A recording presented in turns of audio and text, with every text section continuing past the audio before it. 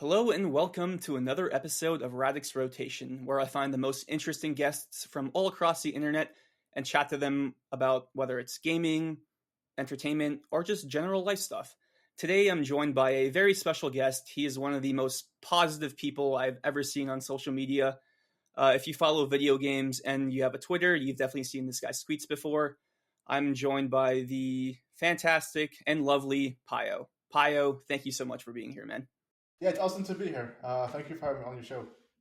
Yeah, I've been following you on Twitter for it feels like years now, and Really? I've never seen you been toxic in my life. You're always anytime I see your tweets, I'm like, all right, this tweet's gonna be a good one. So Yeah. I just want to thank you for sending out those positive vibes in a toxic place we like to call Twitter. I'm never calling it X. I'm sorry, Yeah. Elon Musk.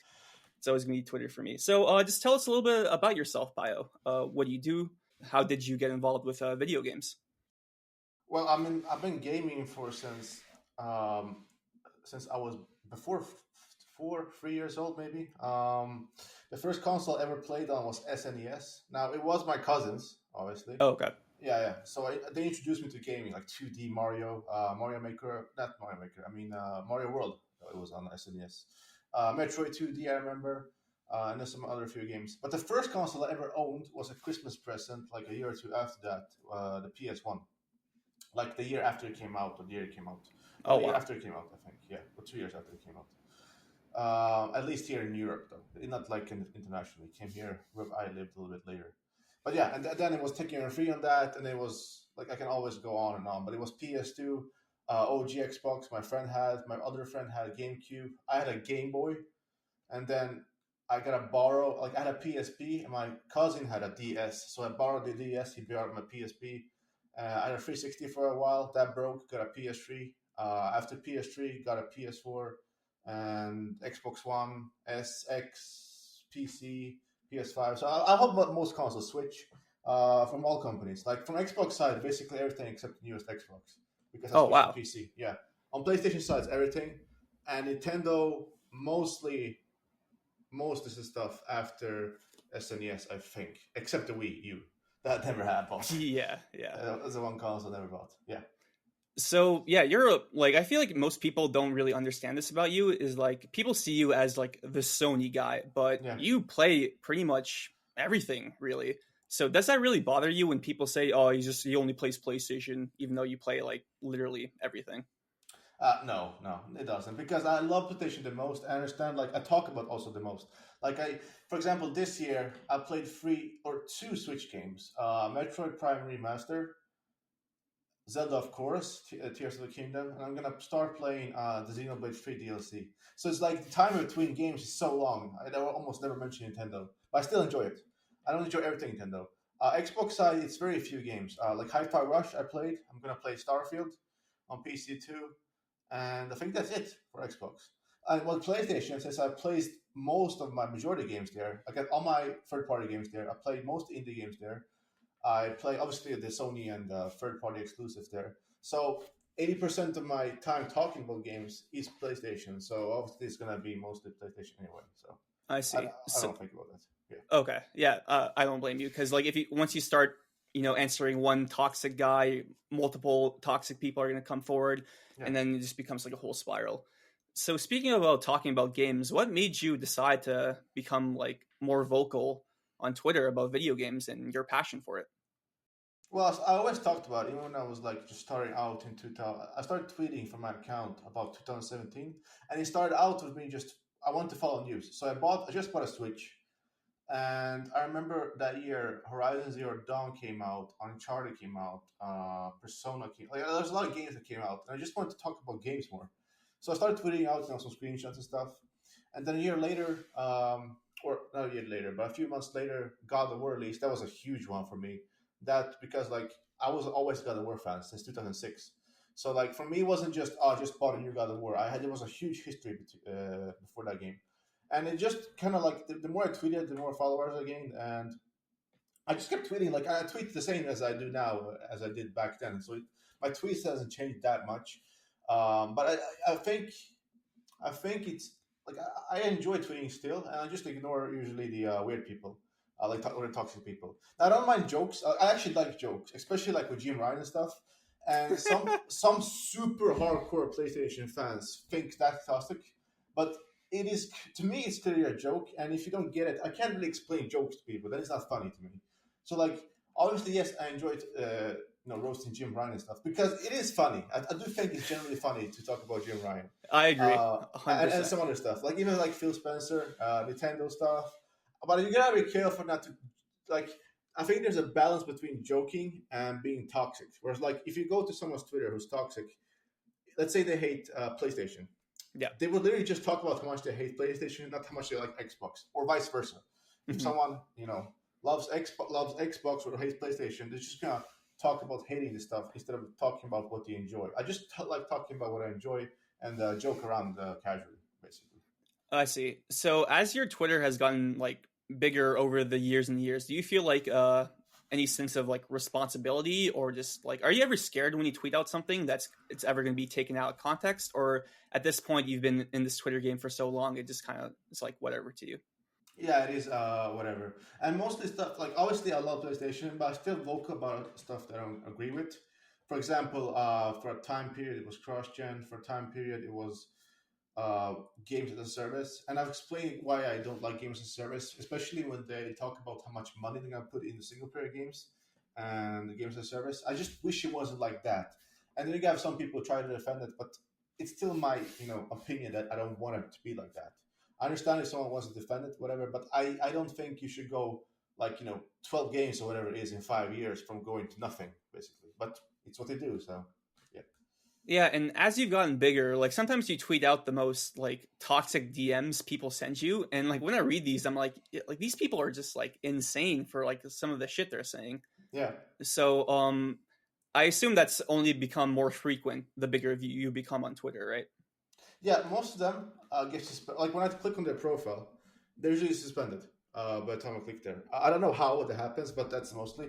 I think they make troll accounts to DM people, but sometimes it is old accounts for like 2015 with like 10 followers or whatever. So I think they're using like a sock account to DM horrible stuff.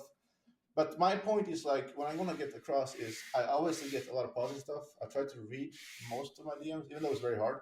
Yeah. But it's mostly like just to show that, okay, this is the other way around to think. And I know it's going to maybe get attention. So I'm trying to use that in a way that sends a better message, if that makes sense.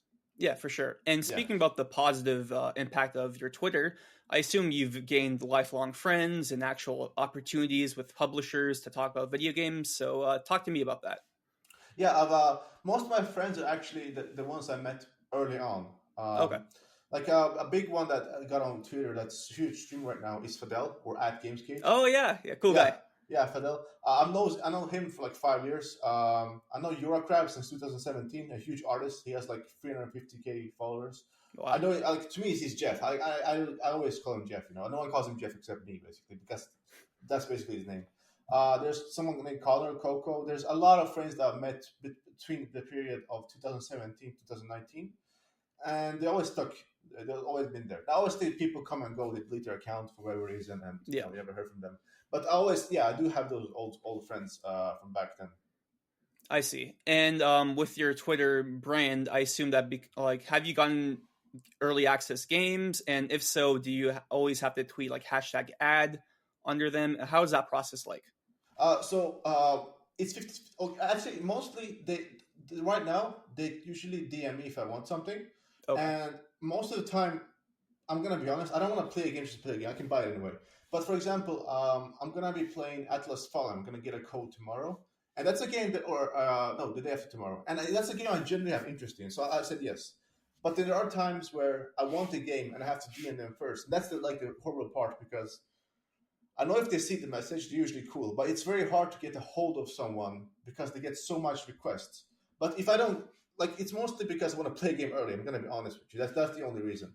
For example, Dead Space. I bought the game and I got a code the day after. So really? So I gifted my game to another friend here because I got a physical. So it was all good for me. But stuff like that, I wish that they would just respond like a few days before. But it doesn't matter if they don't do it. It's mostly because I want to just play a game early because I'm just excited for it.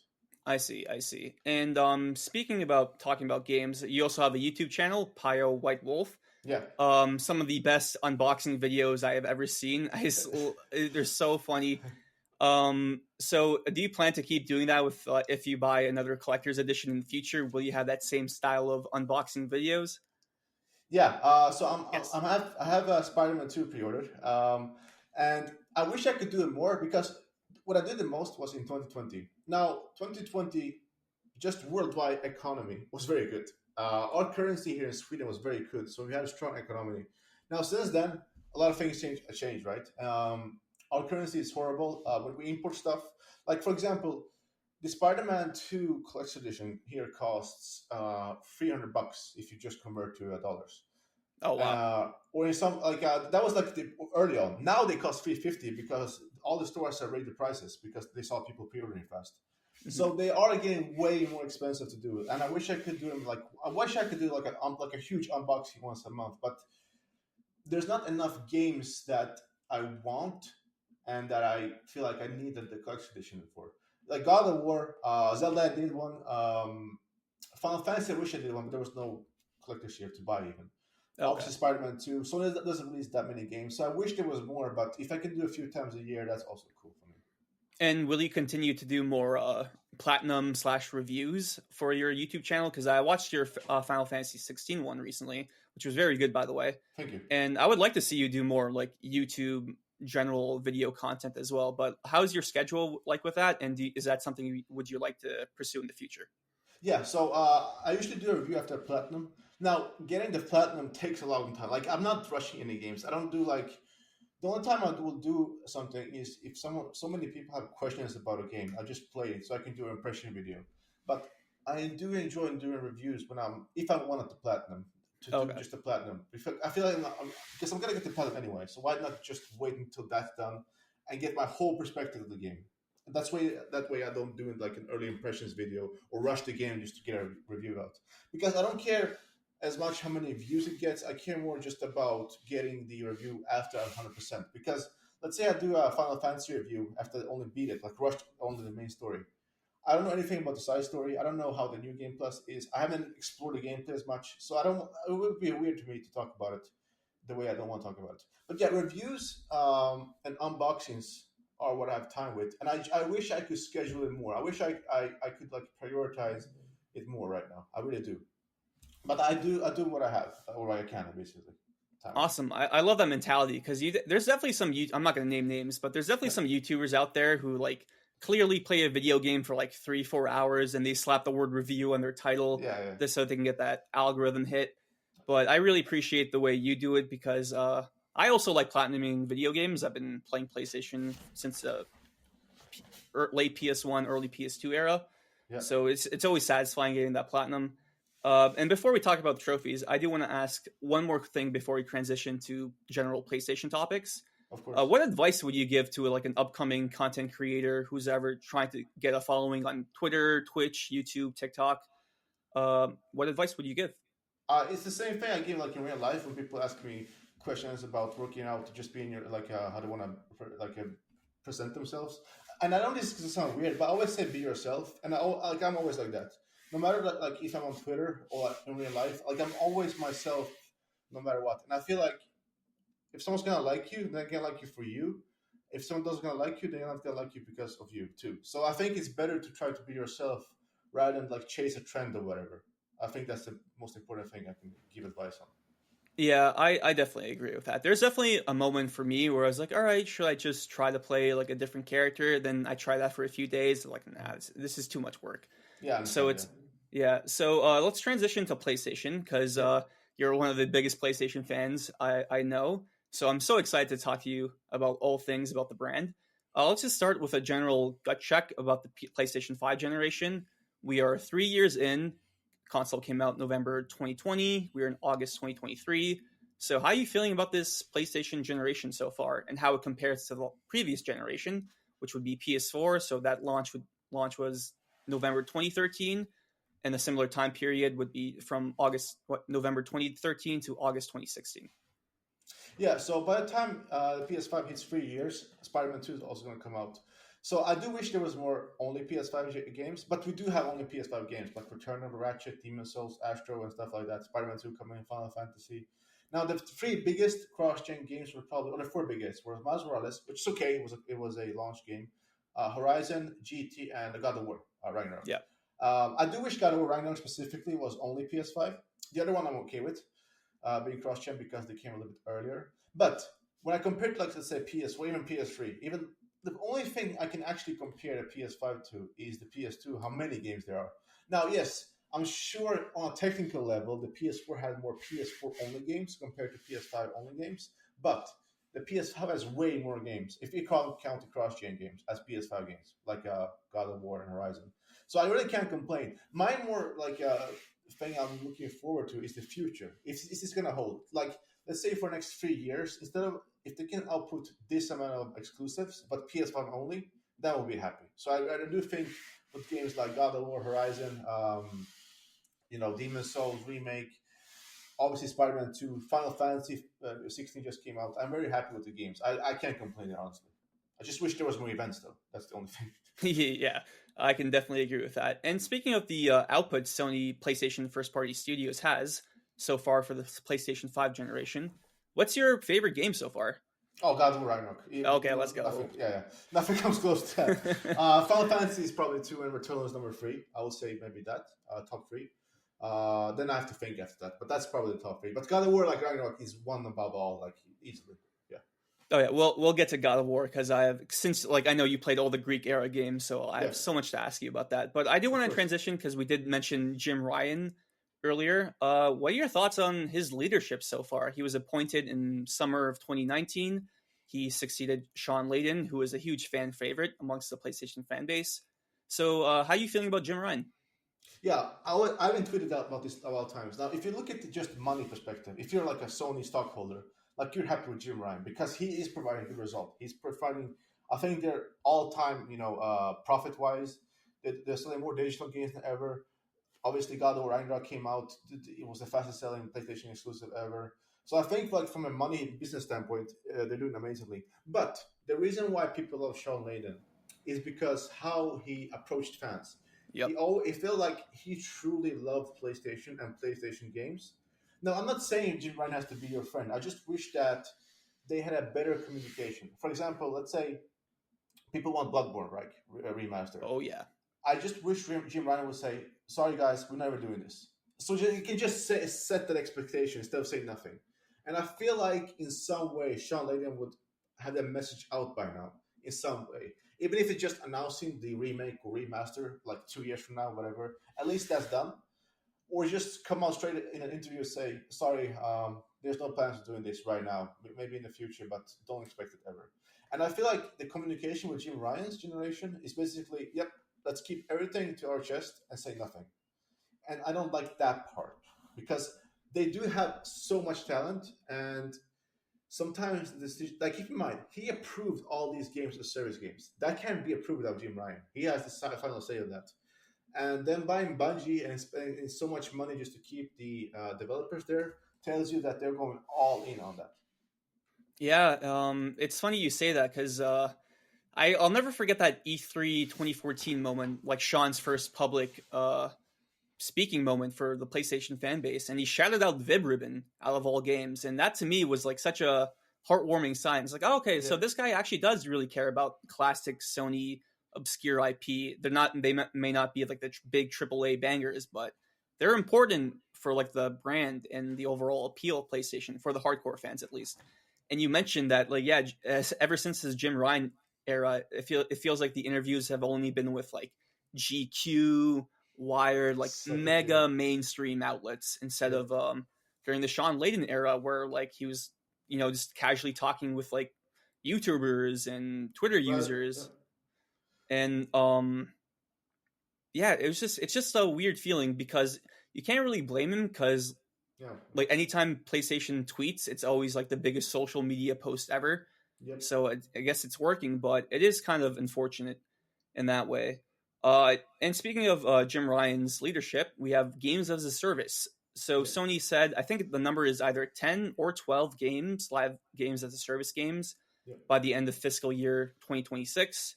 They count MLB The Show as one, but we also have Concord, Fair Games, Yep. Factions, maybe. We'll see. So what's your overall gut check for these games as a service plans? Now, beforehand, it was like, okay, I understand what they're doing and stuff like that. But once they actually showed their own chart, how much they're investing into this. Now, I'm going to explain this in a way where I've done this before, and I understand that some people don't understand the inflation. So I'm just going to explain it in the most simple way I can. So I don't remember the exact number, but it was a lot of money they're spending on games as service games. Way, like 3 or 4 times more in single-player games. Yeah. Now, the amount of spending by 2025 or 26 they have on single player games is going to be the same as around 2018. The reason why that is less is because if, let's say, you have a $1 billion, you spend $1 billion in 2018, that is more games and more value than 2026, because $1 billion is going to be worth less in 2026 than 2018. And because they're spending the exact amount of money, a game in 2018 maybe costs 150 million to make. By 2026, that might be 200, 250 in average. So we're gonna get less AAA games by then because they're spending the exact same amount of money as they did back then, if that makes sense.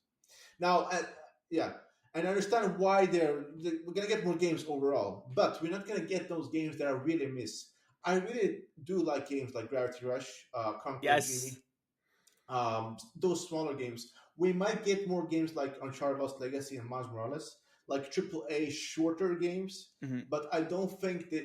But they also sell. Like Miles Morales, I'm pretty sure has like 15, 20. I don't have no idea, but it has a lot of millions sold. I don't think they want those like 1, 2 million, barely make a profit, small IPs that people love from Sony, because they have a small base, but they're still small games, and Jim Ryan has made sure that he doesn't want those games, which I will miss, obviously. Yeah, I feel like when Japan Studio shut down, every PlayStation fan was like, "Oh man," because they gave us games like Patapon, Loco Roco, Gravity Rush, as you mentioned, Knack. I'm sure there's some Knack fans out there, but also Wild Arms. The list goes on and on. So we're gonna miss something very special with those, with that studio and Pixel Opus as well. Like I wasn't the biggest fan of Concrete Genie, but I do appreciate the effort. And the studio is only like, 20, 30 people. So very small studio, Yeah, very small. So it was definitely sad to see them go. I do want to ask you about one games as a service game in particular, Factions. What the hell is going on with Factions? What's your take on this? Yeah, so Naughty Dog, I'm just going to explain this briefly. Naughty Dog PS2 generation was very good. PS3 generation, they were like incredible. Like, oh yeah, like 4 AAA games. Like, that's unheard of, PS4 generation still very good. Obviously, Last of Us Part 2. A lot of people quit. They changed a lot of stuff. And one of the lead designers said, if this was the old Naughty Dog from like the Uncharted 4 days, this game would have launched like in 2019 easily, like in the beginning. So you can definitely see that there was a lot of new people there. They have to be accustomed to how they work and stuff like that. But they were still very good. Like, it came out, Last of Us 2 came out, did incredible. Love that game. One of my all-time favorite games. Now, that was over 3 years ago. What I don't understand is, like, how do we know? Obviously, it's not all Naughty Dog. There's like Ben Studios. There's Sucker Punch, which people probably know what they're doing. But they're also very, very small studios compared to Naughty Dog. Naughty Dog, at least in my opinion, they were up there as one of the best in the world, right? Not just PlayStation, but just in developers in general. Yep. So they have for me at least, they have a way higher expectation to set. They can't do mistakes because they have that pedigree of games. So they are not allowed to, at least but they're not supposed to not talk about their games for a very long time. So obviously they had, let me see, only Last of Us Part 1. That's kind of new, but that's also like a remaster. Yeah, it doesn't really count as a new game, right? Mm-hmm. And Visual Arts Service Group was like made it as well. There's a whole controversy around that game. Exactly. And then, like, okay, last year he came out and said, Neil Druckmann, you're gonna get a huge update on this game. No one knows when it's gonna come out and stuff. And the only update we got was like, oh, it's internally delayed. And it's like, you're Naughty Dog. You're not supposed to do, like, what happened? Like, Insomniac Games, and I know this is not fair to compare because they're different people, but you have to, like, they're competitive with each other. Insomniac Games, like, just new games, right? I'm not counting remasters or remakes, whatever. Miles Morales, Ratchet & Clank, Spider-Man 2, Wolverine is coming. They have a game as a service game coming, and they're probably gonna release another batch. I don't know, maybe another game. We're gonna get at least 5 new AAA games from only Insomniac games, and right now it's looking like maybe 2 games from Naughty Dog: Last of Us Factions, Last of Us Part 3. That is insane to me to think about. I don't hope that's the case, but I don't know, man. I am worried because that article came out and they, from Jason Schreier, basically said, oh, Bungie said, oh, nope, we can't do this. And they responded right away. That tells you that they panicked, and that was true. That tells me that. And it's very sad, it's Naughty Dog. I just wish that's why I want the showcase, like this month or next month. I just wanted to make sure if Naughty Dog's next game is not in this showcase, that means everything about them is true, and they have lost like their touch that they once had, officially to me. Right now it's very close, but if that happens, if that is showcased, there's nothing about Naughty Dog, that tells me that, okay, Jason Schreier was 100% true, and we have no idea what they're doing, basically. Yeah, it's funny you mentioned that during that PS3 era for Naughty Dog was so special. 3 Uncharted games, 2 of them had great multiplayer. Last of Us, yeah, Uncharted 2 multiplayer was fire. Yeah. And then Last of Us Factions became like a cult classic. I remember spent so many hours playing that game, that mode, excuse me. And PS4, Uncharted 4 had multiplayer as well, and Uncharted 4 is a fantastic game. And Last of Us 2, also a great game, no multiplayer.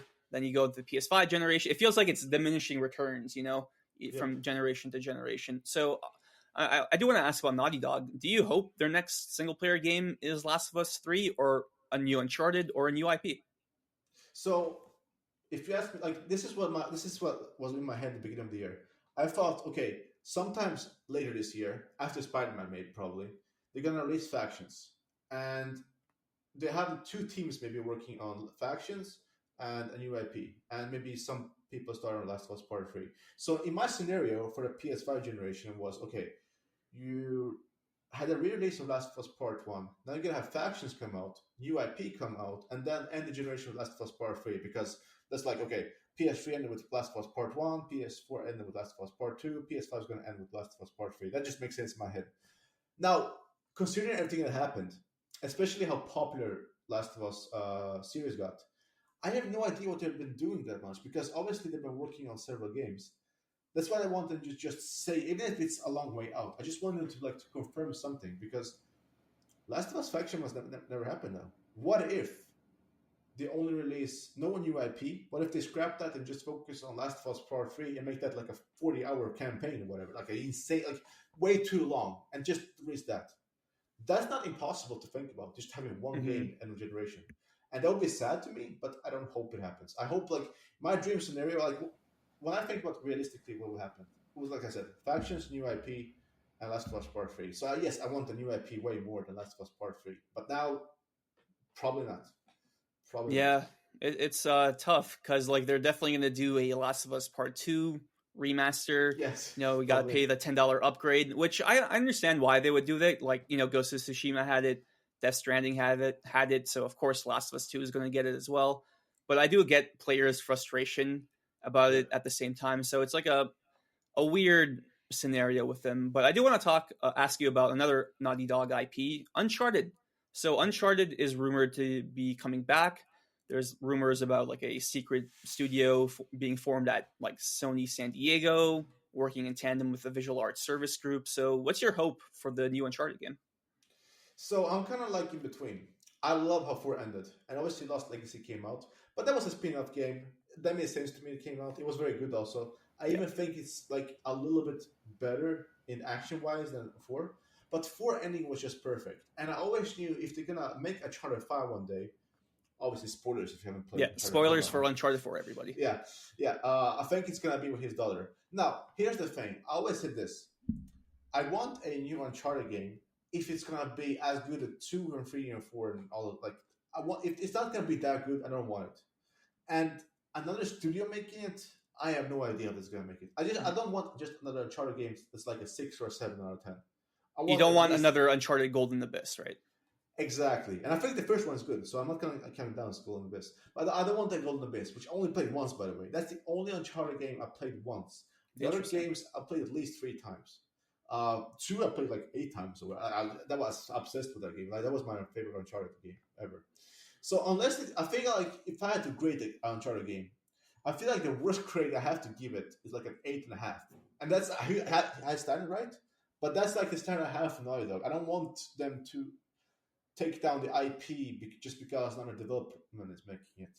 So my opinion is, I would welcome back a new Uncharted game, but it has to be top level quality if it happens. I don't want it just to be another Uncharted game, just to make a game because they make movies or whatever. Oh, absolutely. I feel like Yeah. every Uncharted fan is also like it's they're not on edge, but there's like a hint of nervousness because Uncharted has been gone away for like 6 years now. So by the time this new game comes out, it'll probably be like 8 or 9 years. Perfect amount of time gap there, but we want it to be good at the end, right? So that's all that matters. And switching gears to another Sony developer, Sony Santa Monica, we share a love of God of War. Yeah. I think we both platinumed every God of War game, including the Vita versions of God of War 1 and 2, which is awesome. So give me your history with the God of War franchise. Yeah, so not only did I platinum every single version, I also got 100% on the Steam version of God of War. Oh, wow. Yeah, that's how obsessed I am with it. No, but I got the game on sale in 2006. Keep in mind, I'm a kid back then. I don't have money and stuff. Yeah. So it was like I just bought a game, looked cool on the side and stuff. So I remember playing it. I remember just being mind blown by it, like the scale of the boss battles. The boss battles in God of War is the thing that I remember the most from when I was a top kid. notch. Yeah, and obviously the music, and I actually, this is something that people don't talk about. I actually like the story before the new 2018 game, or the reboot. I think the story was always good. Yeah, because it's simple, but it's simple enough and effective enough where like I think Kratos, the character, always evolved in a way that where like it makes sense to me. So I got God of War 2 in 2007 and loved that. I remember like I won a PSP just because I had God of War games that was only exclusive to that. So I got got the PSP to play the two God of War games, and I think both of those games were incredible too, especially if like for PSP, like just like the fact that they got them running and stuff like that. To me, that was a console seller for the PSP. And then of course, I even played the mobile game. I remember. Oh, Betrayal! Let's go. Yeah, I played it twice actually. I played it last year just to replay it. It's only 90 minutes though, so it's not long. And I actually did play it way back in. I don't remember how I got it, but somehow I got it running back then. And then you got the big game. To me, where it's like a huge hype factor was God of War 3. Because God of War 3 is just, obviously spoiler if you haven't played God of War games, you just fight gods throughout the whole game. Like you just play a bit, fight God. Play a little bit, fight God.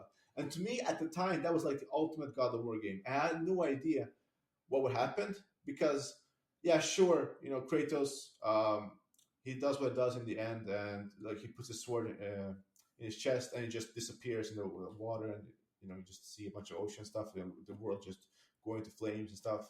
And then they did Ascension, which it wasn't a bad game, but it was just okay game. Yeah. And I feel like after Ascension, they were like, what did we do? And I never knew if Kratos would come back, because 2010, when God of War 3 came out on PS3, that was like the last God of War to me, because Ascension was good, but it wasn't like, it was like a side game basically. Like 1, 2, and 3 were like the main games, and then the PSP games and Ascension was like the middle games that you don't have to play, but they just make the games better, if that makes sense. So Ascension takes place like even before the PSP games, like way before. Yeah. And then obviously everyone knows the iconic moment in 2016 where like I remember watching this live. I will never forget this in my life. I truly, keep in mind, back then I didn't use Twitter. I had no idea God of War was going to be there. Like I truly didn't. And I remember seeing like, what is this? And when Kratos stepped up, I am like, if there was a live reaction, I would probably just flip the whole table. I remember like just, it was like late here, and I remember like just my like a panic scream. Like my parents, because I studied at the time, they were like, I was home then. They came to me because they felt like I had a heart attack or something. Like I remember like I was so shocked by that. I will never forget that moment in my life. And of course, the game came out, exceeded my expectations. Yeah, at the time, it became my favorite game of all time. Like God of War to me is like the franchise with Metal Gear Solid. And then of course you had Ragnarok come out, which was the sequel, even a bigger game, and I think that lived up to the hype. Incredible game, like my game of the year and all that. So I love the franchise to death. Basically. And yeah, I'm so glad you gave some love to Ascension because, like, definitely a flawed game, but not a bad game. I think it's a kind of the story's kind of underrated in some parts. I think some of the boss fights are absolutely incredible. Yeah. But there's some gameplay decisions where I'm like, I'm not really crazy about. And the multiplayer, which was fun, but not what God of War fans really wanted. Exactly. Let's try. And, yeah. And you mentioning that 2016 reveal moment. This brings back a memory because Sony used to have show their E3 press conferences at various movie theaters. So me and my friend actually went to the movie theater to watch that conference, and when Kratos reveals himself, the whole audience went batshit insane, man. Such a good moment. And of course, the two Norse era games have been fantastic. I do want to ask, what's your do you want God of War to continue? I assume yes, but in what way? So I think God of War is one of those franchises where I don't want to be like Horizon, they just go all in. I think the next thing. Also, if you haven't played God of War Ragnarok, this is like mild spoilers, like very very mild spoilers. I'm not gonna talk about any whatever, but I think the next game is gonna to be one of those games like I mentioned before, like an Ascension game or a PSP game where it's not gonna be a main entry, but I think it's gonna be like God of War Saga Atreus. Like you're gonna play the whole game as Atreus. There's gonna be no Kratos, maybe just a cutscene or whatever in the end. But I think that game is going to set up two games in the Egyptian place. Basically. I don't know how Atreus going to do it, but I think that is what he's going to do. And to me, it's like, okay, think about it from a logical standpoint. God of War Ragnarok came out. It reviewed basically as good or better as God of War before. It sold at full price at the last time we know, like way back in the year. 11 million. It's probably way more now. Yeah. So it keeps selling. Like if you look at charts, even like here when I look at the charts in different regions, it's always like when it has like that sale from $70 to $50, it's always like in the top 3 best selling digital. Physical, it's always also up there. All the bundles have sold out. There's no bundles to buy anymore. At least like where I've checked. So like from a Sony perspective, the game probably made them hundreds and hundreds of millions just in pure profits already, without them porting to PC, without them being keep selling it for a few years, and the people love it. So I just think that from a fan standpoint, from a Sony standpoint, from a business standpoint, it's going to continue. And I just hope that they know how to reinvent themselves, so they don't have that situation again where the games feel too familiar, like they used to with Ascension. Because I feel like Ascension was way too familiar. Like, how do you top God of War 3, Yeah. I feel that Chronos boss fight, dude? Come on. Exactly. And I feel like even the gameplay was way better in that game. And there was like a 3-year difference between them because that game came out in 2013, I think, around last year. Yeah. I remember correctly then. So I do, Atreus is different. He has different gameplay. So I think his game's going to be fine. But I think once, if that happens, and there's an Egyptian God of War game, like a main game, I hope that they understand that, number one, Kratos has to be there. Like, he can't, die. If he dies, I don't think it's going to work with Atreus. It can be a part of the game, but I don't think you can just pass that torch in a way where, people will be happy. Because, again, 2005, the first God of War came out. There's a huge history there. I think it's important for Sony to have a game that's that old, with Ratchet and Clank obviously also being here. I think they have to have a few selected games where they're always gonna be there some way, somehow. Like, you just look at Nintendo with Mario and Zelda. Yes, they're milked out, but they do change in gameplay. They're never the same 2D, 3D with Mario. Obviously, Zelda changed way a lot with Breath of the Wild and Tears of the Kingdom. So if they can reinvent that wheel and make the story make sense, why not make more games? Yeah, you put that perfectly, because I was going to ask that. With Nintendo has Mario and Zelda, Xbox has Halo, PlayStation, it's always a different answer depending on who you ask. And I think that's kind of a strength of the brand. Like, some people, like Ratchet and Clank is their premier PlayStation franchise. Some might be The Last of Us or Uncharted or Gran Turismo. Do you think God of War is that number one, the most important franchise Sony has right now? Yes, and the reason why I said this is because when they revealed God of War, the first game has sold 23 million, which is basically around the same thing as Spider-Man. I personally thought Spider-Man sold way more copies, but the fact that those two games, because how much bigger Spider-Man is, has sold around the same, and we're gonna see how much Spider-Man is gonna sell right now only on PS5. I think it's gonna break it, but I think just because it has a history, and no one's gonna see Spider-Man as like it's a not so like it's Yeah, you Sony, can't really count that. Yeah, I know what you yeah, mean. like you can half count it, but not count it as Horizon, Gran Turismo. It's not theirs 100%. It's like 50% theirs, but it's not been there since PS2 gen type of deal. For sure. So yeah, so I can't at half basically. But I think just because of the history, sales, reception, it has to be. Like what else comes close? Because you can say Uncharted, but Uncharted is not as big or popular or sold as much as God of War series or has been there as long. The only thing you can say is Gran Turismo, but that's for a specific audience. Yes. Yes. Not everyone's gonna like car games. So yeah, you can make argument for Gran Turismo. That has been there the longest since the PS1 generation. But I think like if God of War just keep growing with sales and gameplay and stories, I think it's just gonna be more this of the game. But I do think they want Horizon as that, and I don't think it's gonna succeed. Oh yeah, well, from the rumors. Yeah, we'll get to Horizon for sure. And you bring up an excellent point about Kratos, where he's a mascot. He's always been the mascot for Sony since the PS2 era. He's been in Mortal Kombat. He's been in Soul Calibur. Yep. He's in PlayStation All Stars, a game that very important to me.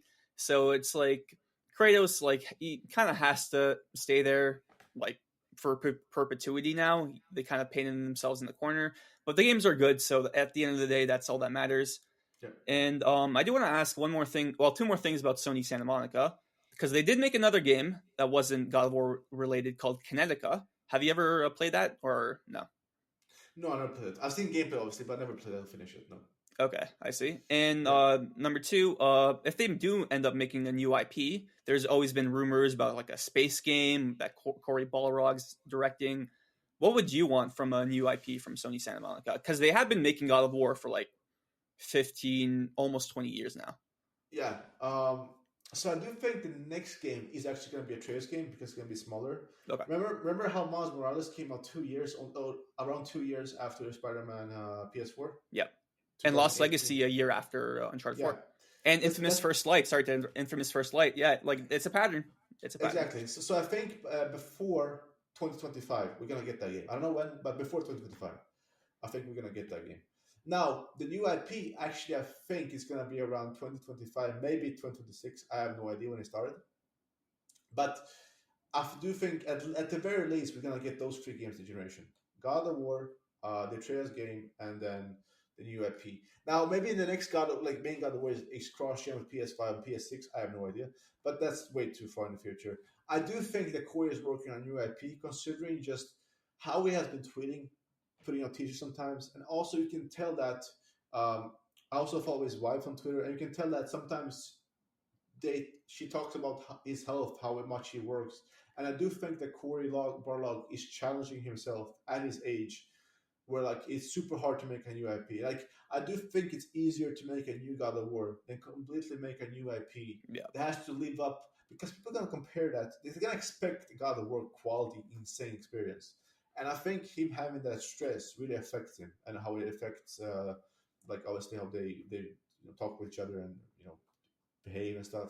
And you can tell that Corey has been stressed. He goes through these periods up and down, and I do think because of that, he really is making a new IP in some way. Specifically because he has been teasing space stuff. I don't think he would do that without reason. Yeah, for sure. And shout out to Corey, industry legend. I think he was the director of God of War 2. I might be wrong about that. I think he is. Okay, perfect. Yeah, so he's been at Sony Santa Monica for a while. He took a break. I think he went to Crystal Dynamics for a bit, but he came back. He gave us the fantastic Norse era games, so always thankful for him. And I do want to ask you one random God of War question.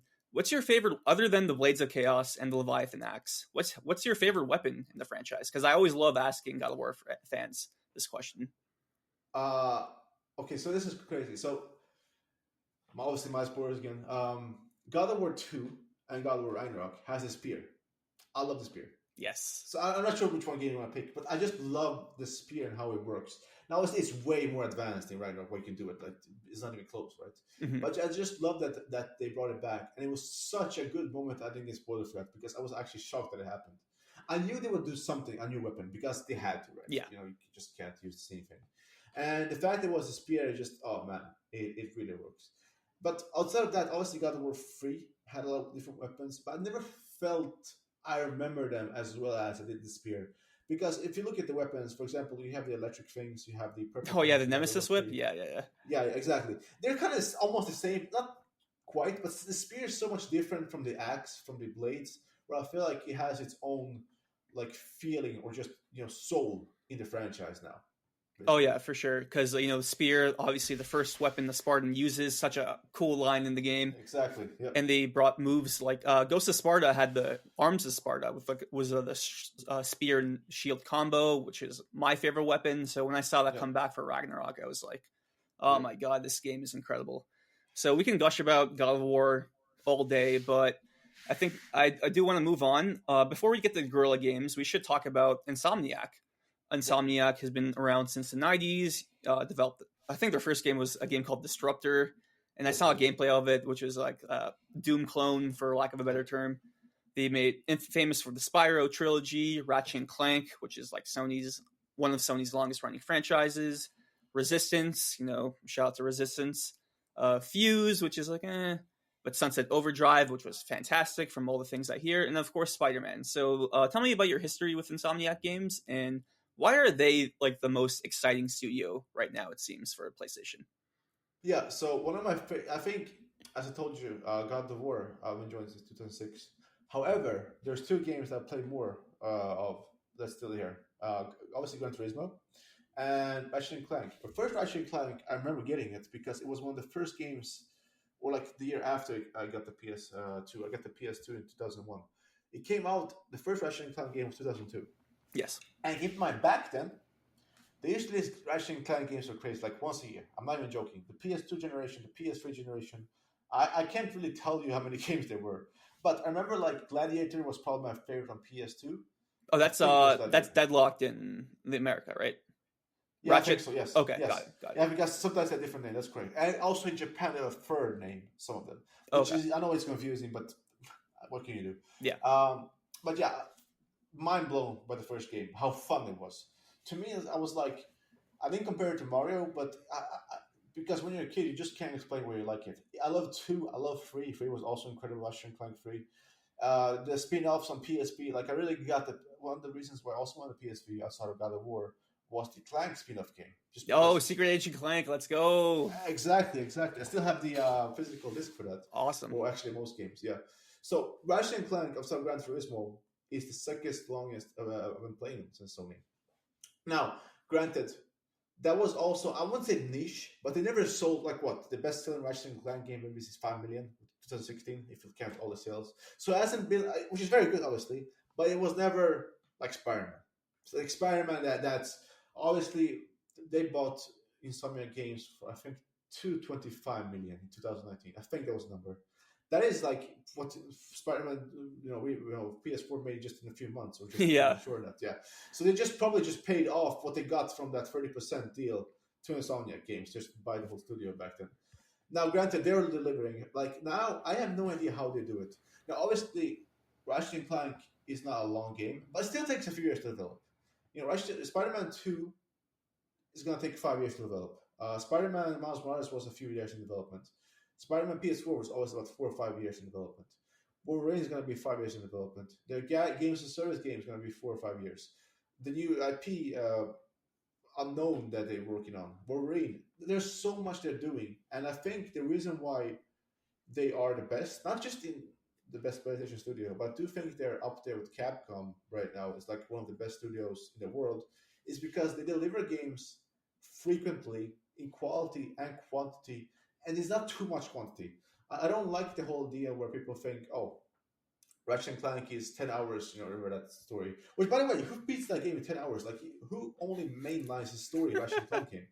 Like you're not supposed to just play the story, in my opinion. Like you're supposed to do all these Yeah, do different the things. gladiator challenges, upgrade all your weapons, find the collectibles. That's like the main fun part about Ratchet. I Yeah. saw a review like he was like, "Oh, the gameplay was." It wasn't. He didn't use the word boring, but he was like, "The gameplay is this and that." So I put it on easy and just mainline the story in 8 hours. I was like, "How do you enjoy that game?" Then it's like I have no idea how to do it. Like interaction. First of all, it's not that hard on the hard difficulty. One of my biggest things with the part was it was not even a higher difficulty because I felt like the highest difficulty was too easy. Which Really? I understand. Yeah, I understand why, but I always play that Russian clan games on the hardest. I just enjoyed it that way. But yeah, I feel like from a just quality and quantity standpoint, they are so much beyond any sort of studio, and I feel like looking at it objectively, I don't think you can argue. Like if someone told you like okay, which obviously it's subjective, Yeah. but if someone told you like okay, objectively who's the best right now for Sony, it's Insomniac Games. Sales, reviews, games, they're all there. They're doing everything correctly right now. Oh yeah, they are the fan favorite, and it was always Yeah. funny because like me and you, we grew up during the PS2, PS3 era. So Sony and lots of people did think Insomniac was a first party developer for all those years, but they're actually second party. So there was definitely like a brief period for me. Is like, oh man, is like someone else going to buy Insomniac? Are we not going to get more Ratchet and Clank games anymore? Then after Spider-Man PS4 happened, that Sony was like, all right, we got to buy these guys right now. Yeah. And they're just a talented studio because they do platformers with Ratchet, action adventure games with Spider-Man. They did a bunch of VR games during the PS4 generation. Random games like Song of the Deep and Fuse. And another franchise I do want to ask you about, Resistance, the premier first-person shooter franchise. They did Resistance 1, 2, and 3. I think Retribution was on PSP, and that was by Bend. Burning Skies was on Vita, and let's not talk about that game. No. So what's your history with Resistance, and do you think it's an IP that Sony would bring back one day? I played 1, 2, and 3, so I haven't played the other. I've tried them, obviously. Okay. I actually have tried them, but I loved the PS3 games. However, I will say this: if they're gonna bring it back, I made a question last week. If you can bring back a game or any franchise, I picked Resistance of any Sony franchise. That is over Killzone, that is over Jack and Daxter, which I love, over Sly Cooper and stuff like that. The reason why I say that is because I feel like Resistance has everything I want, and they can make a great story and a great multiplayer at the same time. Yes. Whereas like a Killzone, to me, outside of Killzone 2, I have no idea about the story. I forgot everything about it. That tells you a lot, right? Yes. But I'm just honest. I just remember Killzone 2 specifically, what happened. And then everything else after that, I just played the multiplayer and that was it. Jack and Daxter had his glory. How you can return that, I have no idea. But I just feel like Resistance is that balance that if that's the game, it's a serious games they're working on, that would have me hyped. But I don't think that is it. Now, granted, there is a lot of people think that they're gonna release some remaster trilogy, or whatever. The person who runs Insomniac Games social media has tweeted on his own Twitter because I remember asking him specifically one time. He just said no. I literally straight up answered no. They're not coming back, or at least what he knows. Obviously, like it changed. Things can change in 2 or 3 years. But he truly loves the studio and their games, and he feels like he has to highlight their history. Yeah. So he tweets about something. Sometimes he tweets about Sunset Overdrive. Sometimes he tweets about he puts out a case of all his collectibles. I just think he really enjoys talking about history in Sonic games. I don't think it's ever going to come back unless they change that and they're going to make a live games as a service. That's the only thing. But if you look at sales and stuff, I don't think it's going to happen. The Resistance was never that big. No. They have to kind of reboot it and stuff. So I don't think it's going to happen. At best, a remaster, but I don't think even that's going to happen. Yeah, and you probably have the same feelings as me because we love those PS3 era IP. Infamous. Killzone started on PS2, but Killzone, Mod Nation Racers, I love. Little Big Planet. Well, Sackboy's still around, but and then you got so many different IP. But unfortunately, with a lot of PS3 games, they just didn't sell that well. They might hit like 2-3 million max, and PS4 exclusives have sold like at least 10 million minimum easily. Yeah. So it's it's definitely a sad thing being a PlayStation fan because you realize not every IP can come back. So like That's why I'm always thankful that they're keeping Ratchet around, keeping God of War around, Uncharted around, and I do like that they're bringing new IP each generation just to make things more fresh and interesting. But I feel for those fans of Sony dormant Sony IP because like just look at Patapon. There's like that spiritual successor Yeah. Kickstarter game, Radaton, and like in Yep. their blog post they said, yeah, we went to Sony and asked them if we could make a Patapon game, and they're like, nah, no, we're not interested. It's like, oh man. So it's always it's just a sad state of affairs being a fan of classic Sony games. And speaking of classic Sony games, Killzone is one of them, and they're developed by Guerrilla Games. So Guerrilla Games, I think, is a very talented studio, very well liked studio, but it also feels like they're the most criticized compared to like even more than Naughty Dog. It feels like on social media, and I know you're a huge fan of the Horizon franchise, so why do people shit on this franchise? And like just for context, I'm also one of the people who think it's over. I'm not saying it's bad. I think it's like slightly overrated. So defend Horizon for me. Yeah, of course. I think it's mainly because okay, I'm gonna explain this in a way where everyone can understand. I understand the aspect of people like me or other people. Every time I boot up, I believe Horizon yesterday up. I want to show my friends something. Every time I boot Horizon up, it looks so good. Where like I forget how good it looks. Now, I have a powerful PC, and I'm not fanboying right now. I'll always play a lot of games 4K on PC. I have a 360 Ti, so I can play in 4K most games in ray tracing or whatever. I just when I boot up Horizon Forbidden West, it runs obviously 60 frames locked. It is the graphics are incredible. It plays just flawlessly. I just don't understand how they can achieve this on PS5 and no one can come close. Obviously, God of War comes close in the graphics and stuff, Mm-hmm. but they're so better at everyone else at doing graphics. So like that's gonna be their highlight. Obviously, I love the gameplay, the design of the world, the dinosaurs. But when you do something that's so much better than anyone else, that's gonna be the highlight. Because when I just boot the Horizon up and show someone that the graphics just walking around, they're gonna be mind blown. Obviously, I've done that with a few people, and there's no game like Horizon. Maybe Ratchet and Clank, but even that is not as impressive considering just how big Horizon is. Mm-hmm. Now, what people think is overrated, the story I would say is not the best. It is decent story, and I think the third game they really have to. My problem with Horizon is not the story itself; it's how they talk. They talk too much and Mm-hmm. talk without passion. I know that sounds weird, but that's my biggest complaint. It's very The, robotic in a way. Yeah. it is. But the best part for me is the gameplay. Like Burnout, like Forbidden West has so many features. Now you can play on easy and just shoot arrows. But if you play on like I beat the game on ultra hard once Oh for a wow. trophy. Yeah, it is super hard. And try beating it on ultra hard with just arrows. You literally can. You have to think, and that is when I truly like. Obviously, my first playthrough, I like the gameplay, but when I beat an ultra hard, you truly appreciate the gameplay and the tactics you have to do. One of my favorite moments from Horizon Forbidden West was me. You can overdrive machines for people who don't know. So I overdrive a big ass elephant, right? I'm just gonna call it. I forgot what its name was. And there was a Thunderjaw, which is basically a big ass dinosaur robot wise, like A like T Rex. Yeah. yeah, T Rex. A few, not very close, but a little bit far away. So I overdrive the elephant, Oh, and I Tremor make Tusk is its name. Yeah. yeah, thank you, and I make sure that it follows me a bit because it stays with you a few minutes, and then I shoot the Thunderjaw, and the Thunderjaw looks at me, and I make and they actually fight. Now that was completely unscripted, like that, and when they happened.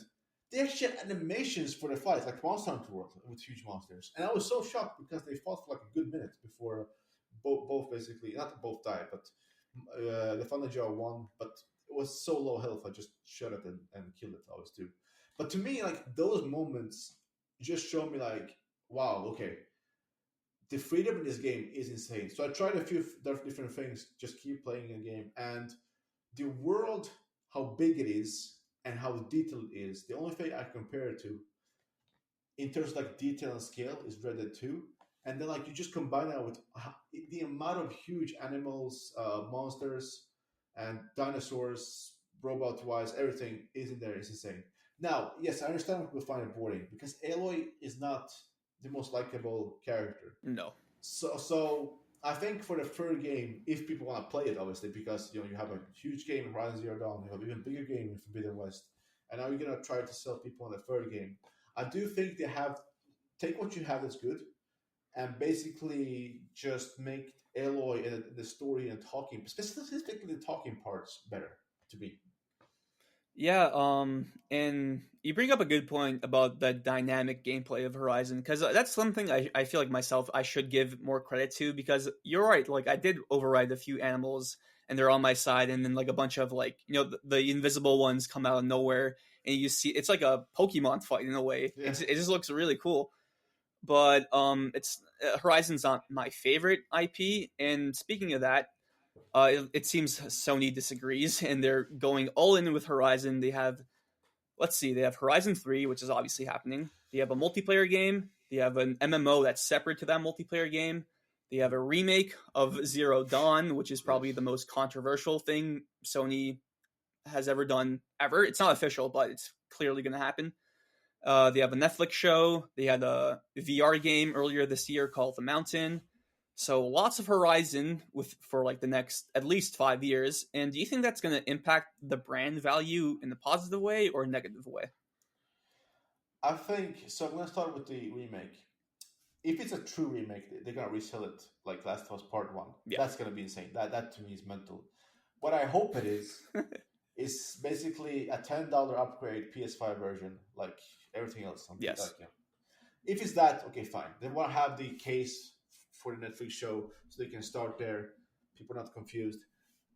I'm not joking right now. When a tweet goes viral from me about PlayStation, there are so many people right now that don't understand that you can play PS4 games on PS5. Really? I know. Huh. Even I met people, literally parents in real life, where I had to explain in the absolute simplest of terms how PS4 games work on PS5. And it took them a good while to understand. So from a Sony perspective, they want that case on store shelves, on their PS store, where like someone gets a PS5, it says PS5 only on that game, whatever. Just buy it. They have it. Yeah. If you buy a PS5, you can buy the case for your kid easily. So if that's the upgrade, that is whatever. Horizon 3, obviously I want that. Now, the two things. Netflix show, I wish it was animated, but considering the success, even like what is, I'm actually seeing very good things about Twisted Metal. Oh, I loved it. Fantastic. You have to watch it. Yeah, it's not. That's the thing. How do I like? I hate when this happens. There's a show that comes out. I want to watch it, and I can't legally. Oh, yeah.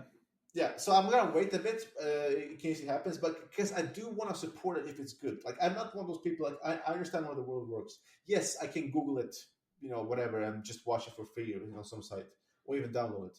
Yes, I can do that, but I choose not to do that because I know that if I want good things, I have to support it in a good way. Yes. So Netflix show, I understand also what doing. So those are the two things or the game, the remake, PS5, and Netflix show. Now, where here's the thing where I think it's too much. If it was only MMO, if it was only the multiplayer game, I think they would be okay-ish. Mm-hmm. But because they're doing both, that like an MMO multiplayer game, that's not small project. They want you to spend hours and hours on those two games. They're gonna go all out probably on both. 100, 150 million, $200 million budget on each. Mm-hmm. And I think I would say this. I wish they would just do one and just focus on that and not do two. Because let's say you're a Horizon fan. Okay, you're going to play the remake. You're going to play Horizon 3. You're going to play the multiplayer. You're going to play the MMO. Where's your time? You're going to watch the Netflix show. Where's your time for anything else? Yeah. Outside the Horizon series. And obviously, yes, they have sold.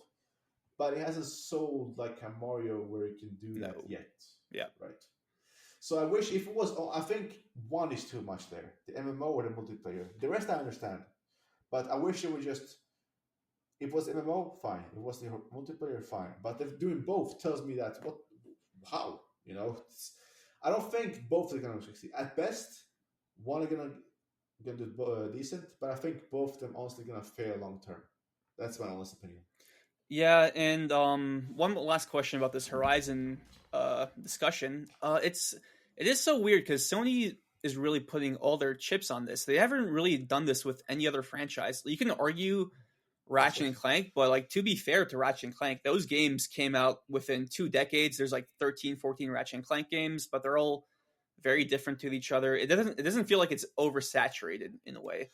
No, But with it's like why do you think they chose Horizon specifically out of all the IP they had? They could have done this with Uncharted back in the day. They could have done this with Last of Us, God of War, but Horizon is the one they choose. Why do you think that is? I think I've been thinking about this. I think it's a two-factor thing.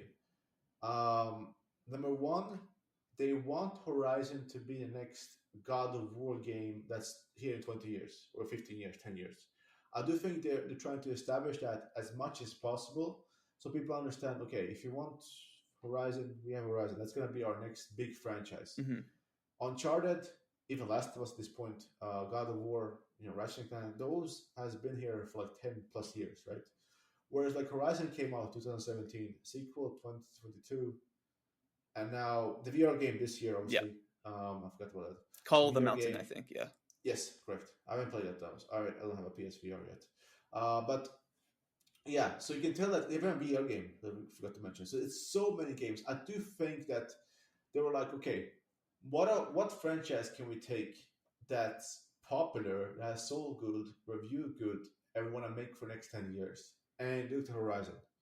Because like Last of Us, after Factions Part Two, Director's Cut, and Part Three, I think that's it. yeah, Honestly, I think that's it. With Horizon, you have this insane world. It can keep going without Aloy. I don't think Last of Us can keep going with Part Four without Ellie. I truly don't. Where like I think Horizon, let's say Horizon, the new reboot, four, but it's going to be a reboot. They can be another character.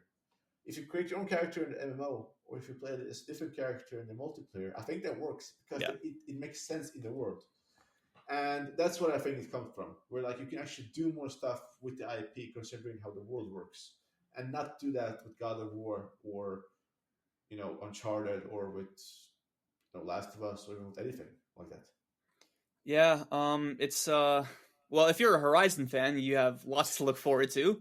Yeah, Me, I'm kind of so. I am excited for the multiplayer game because I feel like you are right. Like the gameplay of Horizon is very strong, so that works. If it's like a Monster Hunter clone, that would be awesome. yeah, that would be amazing if it's that. If Yeah. that's a co-op game, not Oh yeah. multi, it's a co-op. Yeah, that would work. That would make me excited, honestly. Oh yeah. That's definitely the out of the list of all the Horizon projects. That's the one I'm most looking forward to. But let's talk about one more Sony studio. Yeah. Bluepoint. Bluepoint has quickly become a fan favorite amongst PlayStation fans. Shadow of the Colossus remake was incredible. Demon Souls remake was also incredible, and still probably like one of like top two best looking PS5 games on the system. It just looks gorgeous. What are your hopes for Bluepoint? Because they did say their next game is going to be a game with original content, not new IP. Very two different terms. So, what are you hoping for Bluepoint Games? This is one of those things where, like, I really want. I've been talking, like, I joke on Twitter, right? I want a real showcase to come out, and this is one that again, Ben Studios. There's so many studios right now, specifically Yeah. Bluepoint. We have no idea, and I feel like if you ask 10 people this question, you're gonna get at least 6 to 8 Yeah. different answers. It's because no one truly knows, and people want to know. And I understand Sony has this approach where they don't want to announce games too early, but I do feel like considering their game came out 2020 in the beginning of the Oh wow. PS5 generation, Already 3 years. Yeah. yeah, I truly think it's not impossible to think their next game can be next year, even though they're not one of the smaller studios. It can be anything, honestly. Just think about it. It can be a. This is just thinking way too long or too much about it, but it technically can somehow be a MGS1 remake. That has been rumored. Mm. Um, Legally, they can make Bloodborne 2, which would be insane to me, but they can make that. Or it can be a new IP no one expects. That's maybe a reboot. Like God of War 2018. Some people say it's a new IP, but it's not. But like a reboot of a old series Yes. no one Yes. sees coming. Yeah. It can be that too. If I had to guess, my guess is honestly, I have no idea. And that is exciting, but also it tells me like, okay, I want a showcase to know because I want to know if I'm going to be excited or not excited if it's not in my taste. Now, obviously, my dream would be Bloodborne 2, and people would be say, "Oh, how would they make that?" But they have to be Master Bloodborne. I don't think they're gonna do that. And Metal Gear Collection is coming out with a free remake. So why would Sony make a Metal Gear Solid One only PS5, at least time exclusive somehow? Mm-hmm. That also doesn't make a lot of sense. But maybe their old contracts were like they agreed to it. So I have no idea, honestly. It can be anything. My guess would be a reboot of a old IP. That was my best guess. Yeah, that's also my guess. Excuse me. Yeah. And the game I would want them to do that for, I don't know if you know this game. It's called The Mark of Cree, which was a Oh, PS2 game made by Sony San Diego. It was like kind of like a OG action adventure God of War style game with like a Polynesian setting. It had a sequel called The Rise of Kasai as well, but I think that would make me happy. Even though Mark of Cree is a very dormant yeah. IP, not really that popular. But that's the thing that I like about Sony is like they could bringing back an old dormant IP like that is like make like a new IP in a way for a whole new generation, Yeah. which could be pretty cool. I don't think that's going to happen, mainly because obviously the decision to make the next game was probably made after Jim Ryan took over. And Jim Ryan takes more of a safe bet with remakes and reboots. Mm-hmm. So I think it's going to be a more known game. I don't know what it is going to be. I have no. It can be Jack. I have no idea. Speaking maybe of Uncharted One remake. I don't know. oh yeah, Uncharted. I would actually love an Uncharted One remake, but Yeah. you see, they could do something more safe. Like, how about the original God of War? Yeah. I mean, that's actually not wrong because what if they remake the original God of War with like cut content? Because I watched those DVDs. I watched the DVDs. They actually did cut a lot of stuff, not a lot of stuff, but some stuff up from God of War 1 and God of War 2. And I remember there was like an interview where Corey talked about what they cut out. I don't remember exactly where, but it's on YouTube, like a 12-year-old clip of him talking about it. So that could be happening. That's kind of like a new IP reboot with new content-ish. I have no idea. And before we move on from that, would you want it to be like the same exact gameplay, like top down button mashy combo style of the old God of War game, or would you want them to like reframe it to be like an over the shoulder game? I would say a mix, not over the shoulder completely, but if you do it, I'll not be upset. But I just want that feeling of God of War 1 with the bosses somehow. Oh yeah, but redesigned. But if I had to choose, if someone told me what would you do, I would just release the God of War collection 4K 60 yes. as is, and I would say let them make something else because I played them last year. To me, they hold up, and I just want them out there. Mm-hmm. So like, if you're a God of War fan, take it or leave it. 2005, 7, 10 games, whatever. Because if they remake one, people are gonna want two, 3, Ghost of Sparta, even I would want Ascension as well. You know, it's like yeah. And do you really? Capcom can't get away with it because they're so old games. But people, do you really want remake of 1, 2, and 3? Do you really want those resources to go to that? We can just release a remaster collection right away. Boom, here you go. Here it is. You know. So yeah, for sure. And you mentioned PSVR 2 earlier. You mentioned you don't have one. I also don't have one. What's your feeling about PlayStation VR 2, and what would it need to do to make you buy one? Yeah, I can tell you exactly what. It's my history. I got a PSVR 1, and the main reason was 2 games. Astro bought, Rescue Mission, and Beat Saber. Now, Beat Saber was because my friend, he loves VR, and he has a powerful PC at the time, and that's how I discovered Beat Saber. It was so cool. So I want that for myself. And I heard so much about, because Astrobot Rescue Mission came out in 2018, around October, and I got the VR on Black Friday that same year with a bundle, and then I bought Beat Saber. And I heard so much about it, and it actually blew my mind. It changed my perception of VR games. To me, that game was like playing something for the first time, but like experience it in a way where like, holy shit, this is something completely new I'm experiencing. And it actually blew me away. To me, the only reason I can explain it, imagine playing a 3D game for the first time, but a really good 3D game like Mario. Okay. Like it was your Mario 64 moment. Exactly. Yeah. Exactly. It was that good. And if it wasn't for God of War that year, I would actually put that as my game of the year for that year. Wow. Over Red Dead 2. Keep in mind, I got the Platinum Red Dead 2, so I played it plenty of times. Oh, that's a tough one. Yeah, it was that good to me, Astrobot. So with that said, PSVR 2, obviously the first thing the one game that exists that I want on there is Half-Life Alex. If I was Sony, I would do anything to get it on there. Honestly, anything. I think that has to be there. Yep. Another Astrobot game, if possible, and then a new IP or a further game that sells me. So I want basically 3 games where I know 100% I'm gonna play them until I get to the platinum. That is my minimum requirement to get the PSVR 2. Right now, obviously, Horizon Call of the Mountain, it looks cool, but it's not a must-play game. It's not enough, yeah. I want at least 3 must-play games, and then knowing that more is coming, preferably. But at least 3 that's on there and then. And also, keep in mind, the PSVR here is like $900. So, wow. Yeah. That's pricey. Are you confident that PlayStation and Sony are going to support PlayStation VR 2 very well in the future?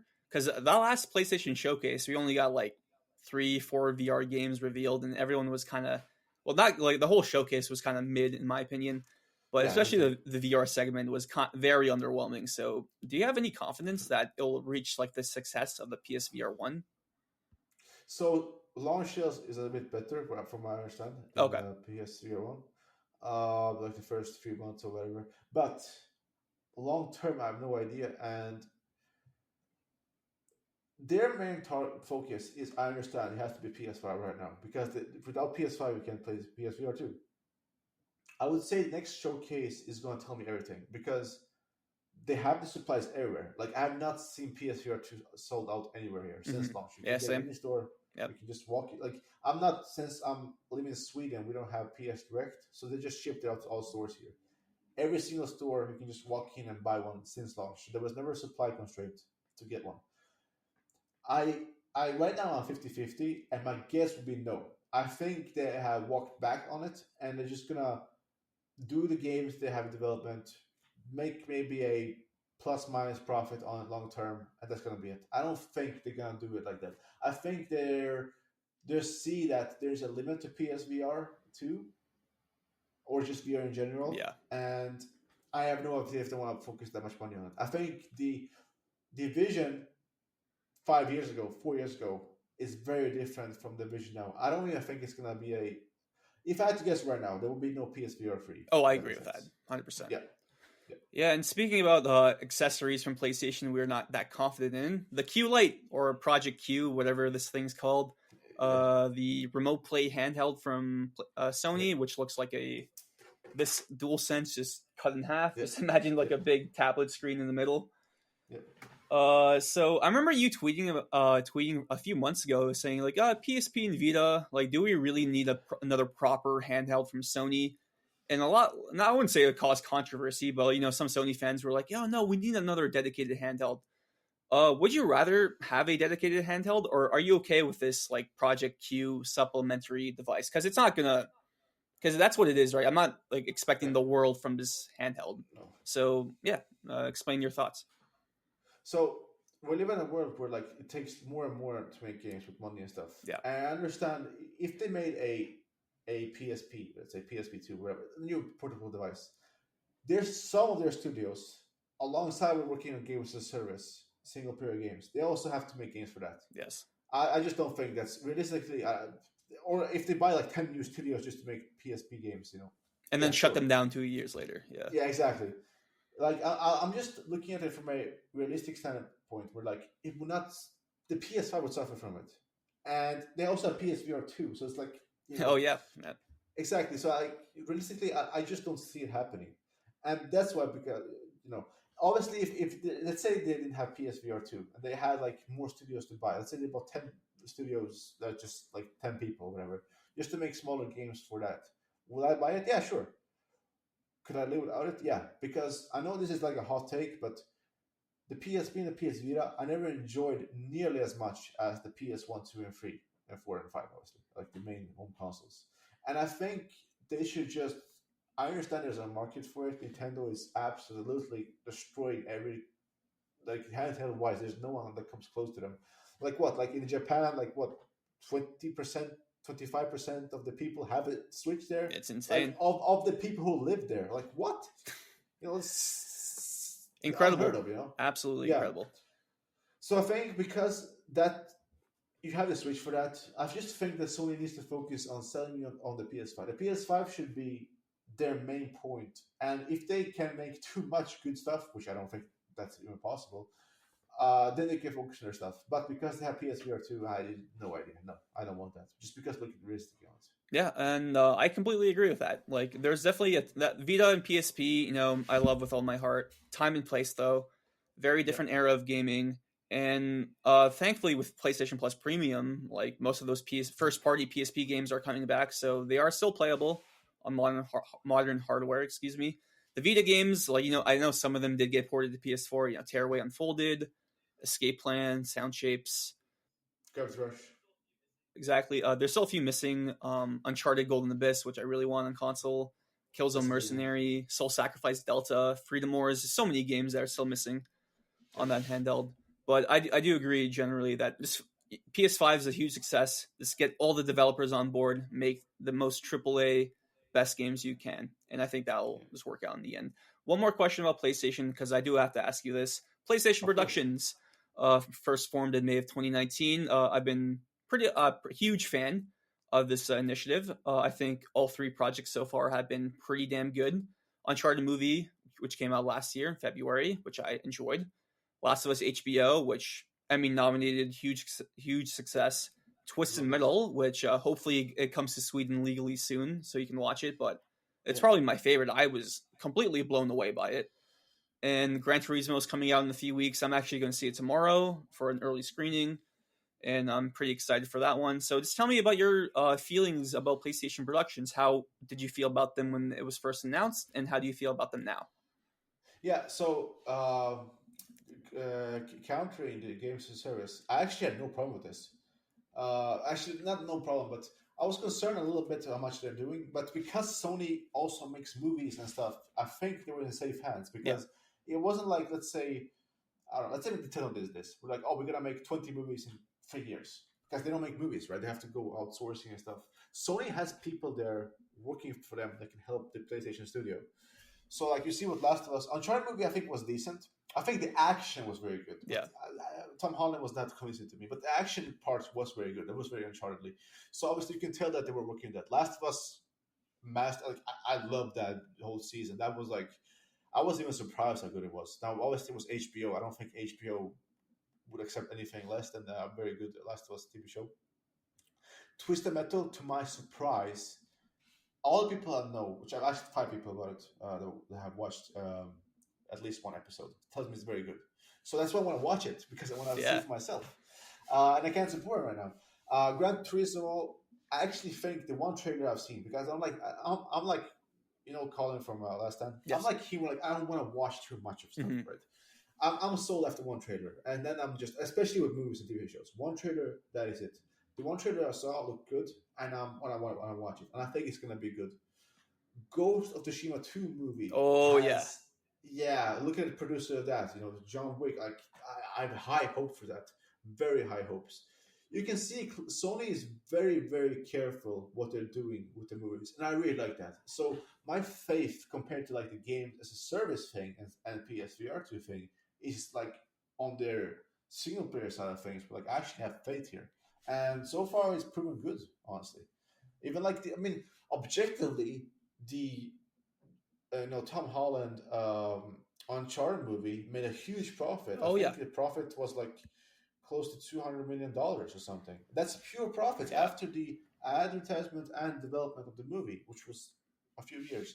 So like, yeah, they made a lot of movies.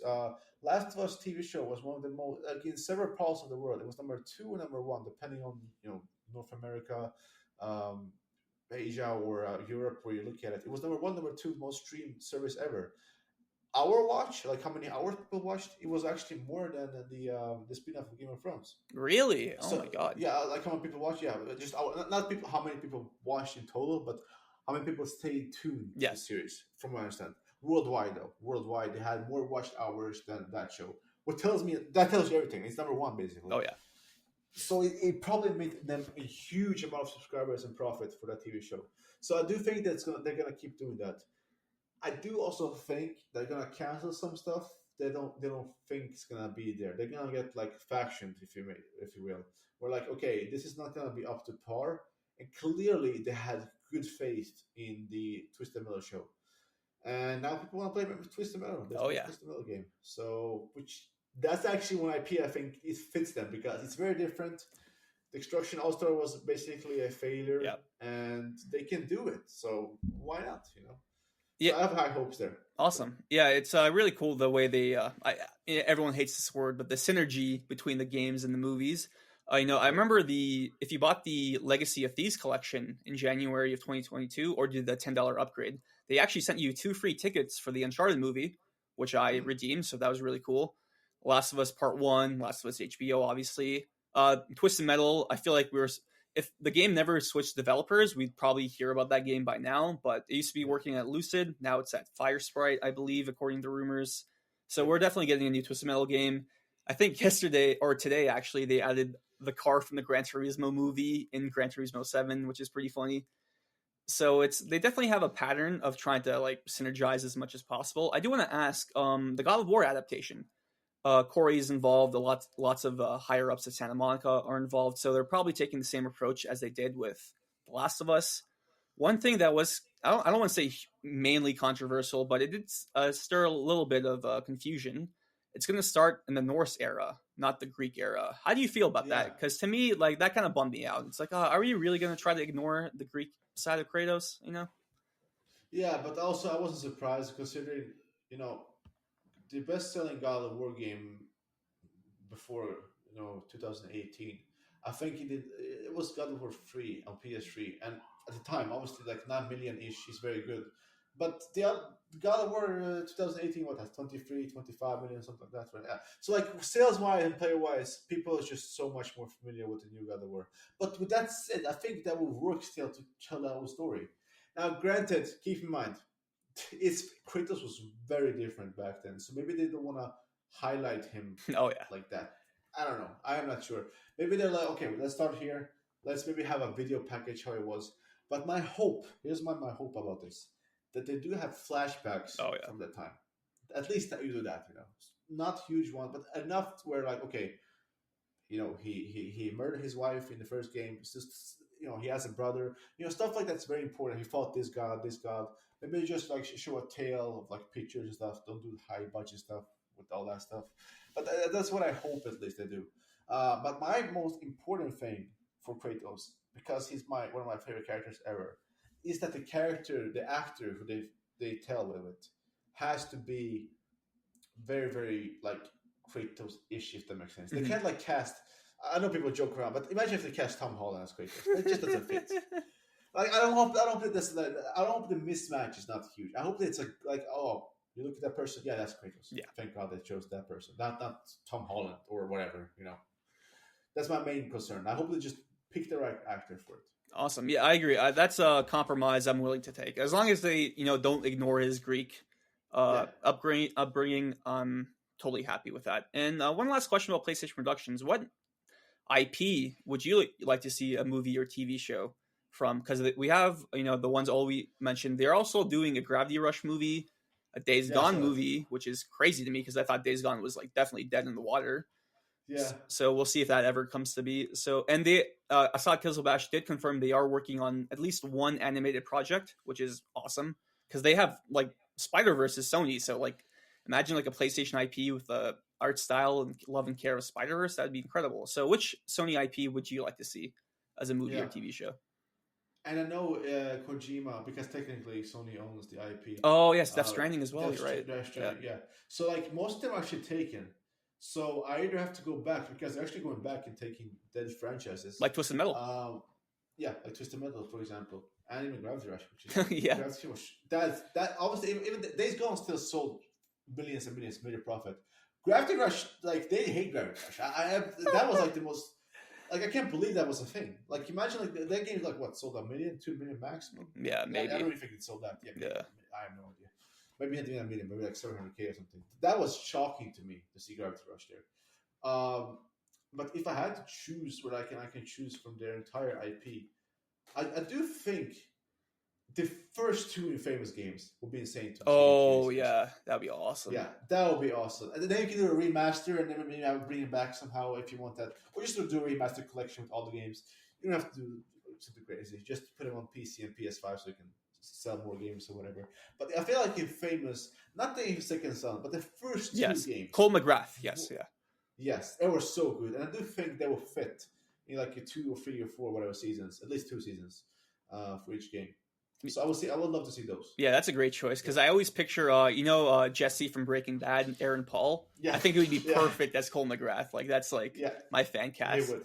He definitely would. All right, so I'll only keep you around for 5-10 minutes. I'm so sorry for taking up too much of your time, but no, it's all good. It's all good. I do want to ask you a few just general third-party questions. So Xbox, you mentioned Xbox is your least played platform out of the three.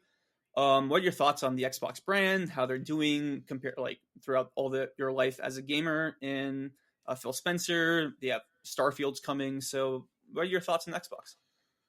So like I said, when I was a kid, I had a PS2. My friend had an OG Xbox, so we used to actually borrow each other's consoles, and one had a GameCube. That's how I used to play all these games. I didn't have all the consoles, but I had access to them somehow. Awesome. So, for example, some weeks we just had to trade it. Okay, you keep the Xbox, I keep the PS2. We really used to meet up after school, bring in just a bag, like a school bag with the consoles and some games, and we just trade for 2 weeks and then just borrow each other games. That's how I played Halo and Knights of the Old Republic and stuff like that. Because it was hard to play a long game like that at someone else's place. Oh yeah. If you can just borrow it with a few games. So OG Xbox, I've got that. The 360 I had from 2006 because I got from Christmas then until 2008, and I got the Red Ring. Ooh, and after that, my parents returned it, and they got the PS3 as a Christmas gift in 2008. So I did actually play Halo 3 during that time. The Saints Row games I remember playing. Gears of War? And then I played Gears of War 1, and I think 2 too. Because Gears of War 3 I actually played on Xbox One S for the first time 8 years later. Oh, okay. Yeah, 2017 or 18. I don't remember when I bought the first one. So I was without the Xbox. I bought the One S in 2016, I think. Mainly because I wanted to play the Halo games, from all the Halo games in the collection. Halo 5 I never played. And obviously catch up on some games that I missed. So it was like my backlog console almost. And of course, Gears of War 5, it still had a few exclusives that came out. And I did play Forza Horizon 3, 4 on there. And I played 5 on PC when it came out. I just did the $1 deal or whatever to borrow Game Pass. And then I upgraded until One X a year later. It came out. So I think in 2017, I think. Yes, and I think I did right away. So a month later it came out. Yeah, I sold my One S and bought a One X, and because I felt like I got a good price on it, and it wasn't a huge upgrade for me money wise, so I just bought that. And that was the last Xbox I had. And the reason why I never sold the Xbox One X was because at the time there was the only way to play Red Dead 1. Oh, yes. In 4K, which is now coming to PS or whatever. And then Metal Gear Solid 2 and 3, which is also one of my favorite games. At that time, that was the only way you can play them. And the Gears of War trilogy, it was also the only way you can play them back then. I see. On the Xbox. But then after that, I was like, okay, Microsoft's actually going all in on PC. They're actually doing a pretty good PC port thing. So I was like, instead of getting an Xbox Series X, because now keep in mind, I can only be frustrated for so long. I was actually very tired. I know people say wait for E3 was a meme, but they truly never had that many games that came out. And I was like, you know what? If I because I actually got irritated at times. I know I talk with friends, and you can't really tweet that out because if people are going to say, oh, you're a fanboy, blah, blah. So it's hard to want to make games because I know no matter what I say or tweet out, they're gonna come out when they're gonna come out. So I was like, okay, instead of getting an Xbox Series X and just be annoyed by it because I'm never playing it, if I get a PC, I can enjoy Steam. I can enjoy PlayStation ports when I got there on sale. I can enjoy indie games. I can enjoy the games I want to play on Xbox, but on PC day one, I'm just gonna play better anyway. So I just upgraded to PC in 2021, and that's how I basically play Xbox game now. For example, it's the perfect example why I think the PC route was correct for me. I hate 30 frame rates. I can't go back to that. Really? Okay, interesting. Yeah, and I know Switch is different. Like when I play Zelda on Switch, my expectation is way different than playing, like, say, God of War on PS5 or whatever, or like Star Wars on PS5, which ran like this. But you know what I mean? Like, my expectation is different for consoles, the different consoles. Now, start if I had Xbox Series X and I had my old PC, which was very weak, I would be super, and I mean very annoyed right now that to know that Starfield is going to be only 30 frames because it's first person, and I hate playing first person games in 30 frames specifically. And now that I have a PC, I don't care. I don't tweet about because I'm like when someone like I literally got some few DMs. What do you think about this? We never don't talk about this. I don't care because of a PC. That was my honest answer. I just didn't care. I was like, they give you an option. The option is obviously more expensive on a PC day one. Now, if it was time exclusive for a year or two, then I have no idea what I would do. I don't know if I want to wait that long for to play a game, right? That's like a 2 year wait is basically a lifetime wait if you want to play it right away, right? Like who's gonna wait 2 years to play a video game if you want to play it right away? So, but because it's on Steam day one, I can buy a key and buy it basically for like 40, $50, one of those key sites. Then why not? Yeah, for sure. Just play like that. Yeah, and yeah, like that's what I really like about Xbox's strategy is like it's not just console anymore. It's PC, No. it's mobile, it's the cloud, it's everything. And like some fanboys be like, "Oh, he's not buying the Xbox." It's like, yeah, dude, I'll play the game on PC. Like, it doesn't mean I'm a fanboy or anything. Like Microsoft Yeah. doesn't care about it. They just care about like I'm playing the game, right? Yeah. So I am pretty interested to see what Xbox does in the future. I do want to ask you this because I feel like, it's like it was the topic, nonstop topic of the year. Activision, Yeah. Blizzard, I know. King. Yeah. So are you like people are acting like Microsoft buying Activision Blizzard is like the end of the world? Like consolidation is gonna come for your children and all that shit. Yeah. It's like what's your thoughts about Xbox buying Activision? Is it as bad as people are trying to make it out to be? No, I actually think okay, let's say you're someone like us that has multiple consoles and platforms. I think long term it's gonna be better, and here's why. Um, if Microsoft doesn't buy Activision, who does? Because clearly they want to be sold to someone. Yeah. Let's say Sony won this thing, right? And they got what they wanted. Actually, Activision doesn't buy them. That means that Microsoft pays them a few billion because of the fine, and who knows? What if Tencent bought them? Do you want Tencent or Microsoft to own them? So it's not gonna. Sony can't afford them, right? Well, like legit, factually can't afford them. Apple, what? Apple's gonna buy? No, probably not. Like it's gonna be probably like a Tencent or like one of those NetEase companies, yeah.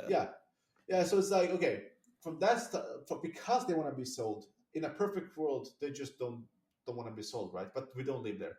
We have to accept the rules. So I think from that standpoint, okay, Microsoft owning them is better than XYZ company.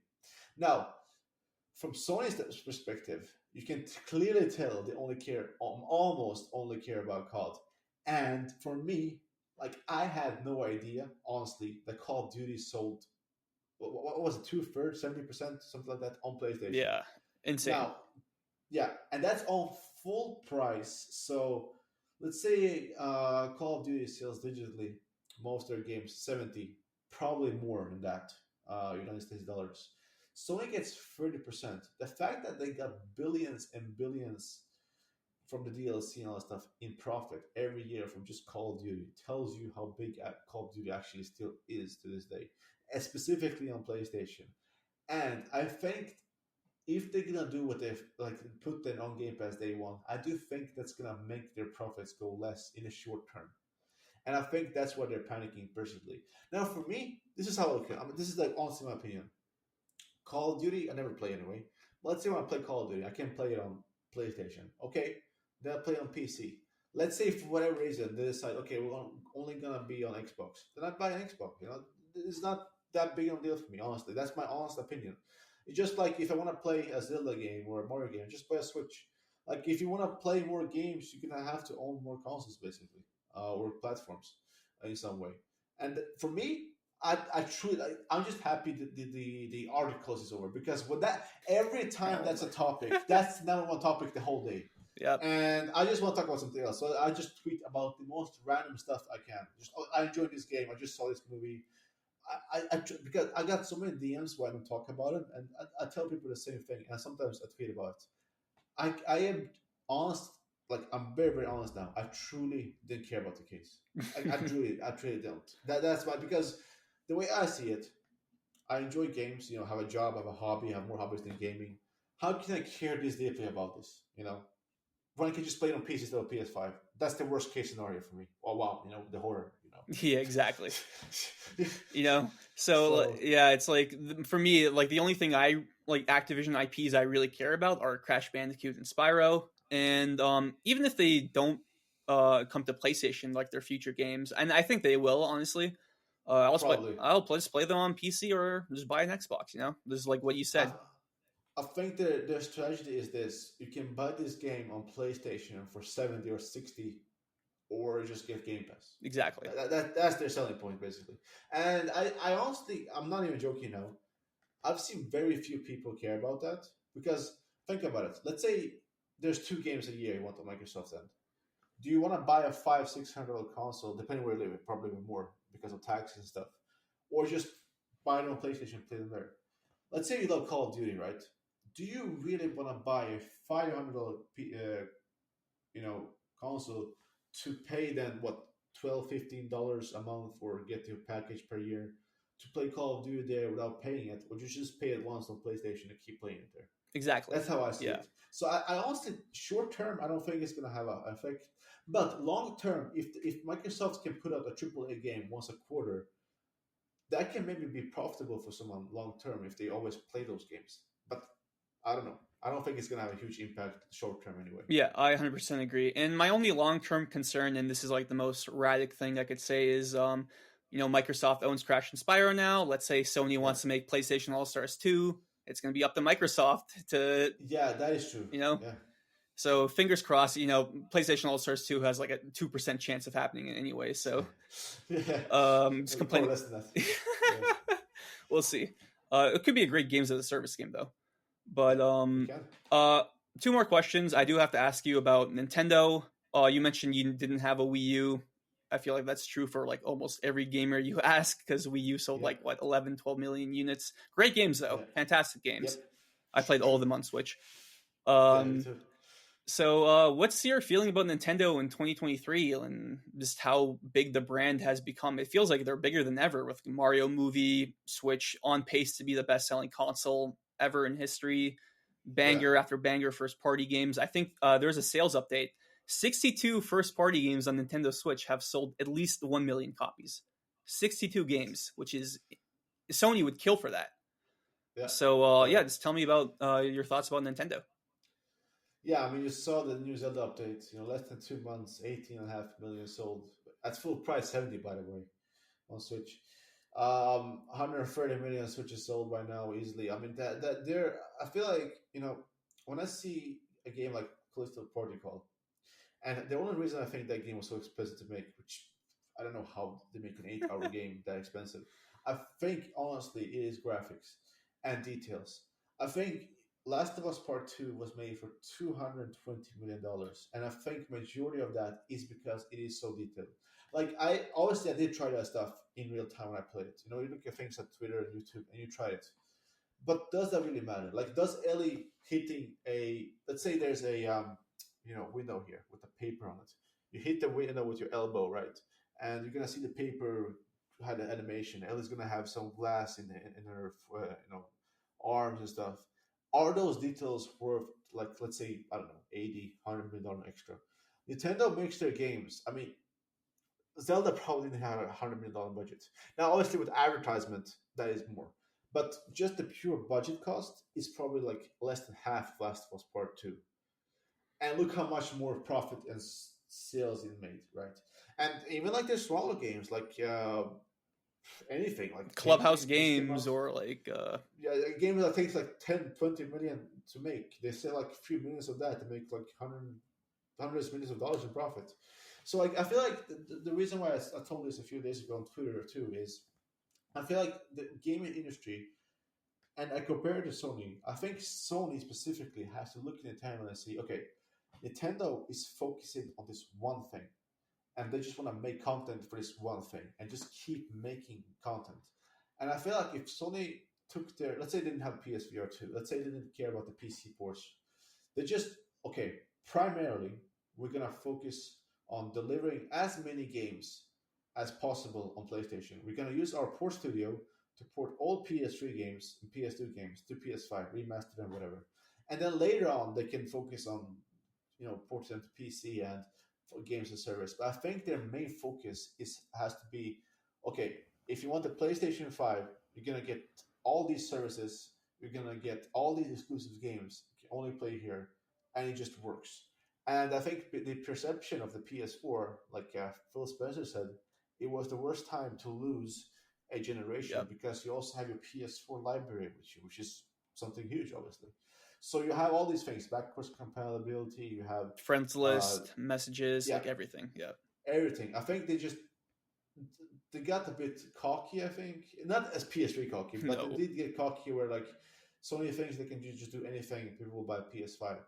I do think if obviously I think PS5 is going to outsell PS4 in the end if they keep making amazing games.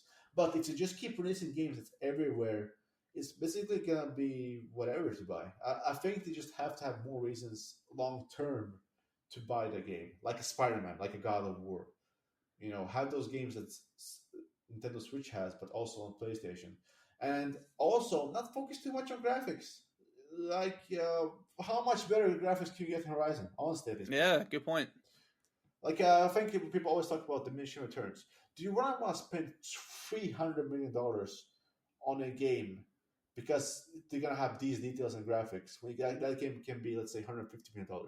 That's a lot of money, and faster too. Because the longer the game takes, the more it costs. That's how costs work Yeah. because you have to pay people monthly or weekly, whatever. So if you're gonna make Last of Us Part 3, it's gonna take 7 years to make instead of 4 years. Hey, is it worth it? Yeah, I agree with you, man. Like, just look at Elden Ring, for example. Artistically, it's beautiful, amazing, but graphically, Yeah. it's not like the biggest game ever, but the No. most beautiful game, excuse me. But it sold 20+ million units. Fast. Yeah. Yeah, fast, and like that goes to show you that graphics don't really mean anything. All right, one last question because I know I've taken up way too much of your time. You No problem. you No mentioned this problem. earlier. Red Dead Redemption. I just have to ask you Yeah. about this. Yeah. Rockstar Games. It feels like they're more successful than ever, but unfortunately, us fans of old Rockstar, like Bully, Warriors, Manhunt, those days of Rockstar are long gone. They're making the most.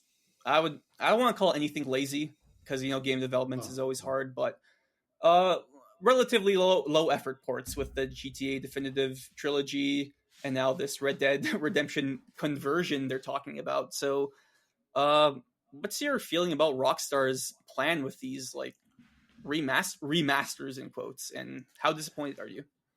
Yeah, I'm very disappointed because the rumor. Obviously, I didn't.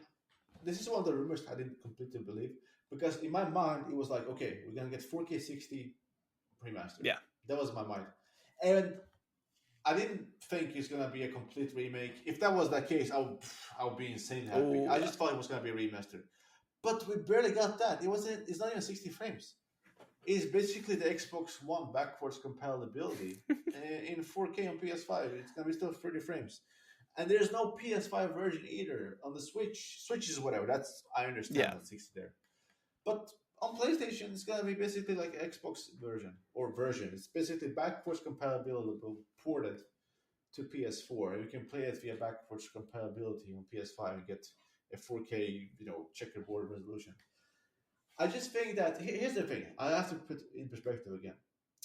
GTA 5 is the most profitable media thing ever. Like, Not how just many? games, right? Anything. No, anything. Not even like if you look at the list, Fortnite might never even surpass it, even if they stop making content. Wow. Like, it has made them so much money. Where like it is because Fortnite obviously it makes a lot of money, but you have to look at the profit. I'm just talking about purely profits, not revenue. Those are two completely different things. Pure profit wise, Nothing. I mean, nothing comes close to GTA 5, right? So that means they have billions and billions and billions of dollars.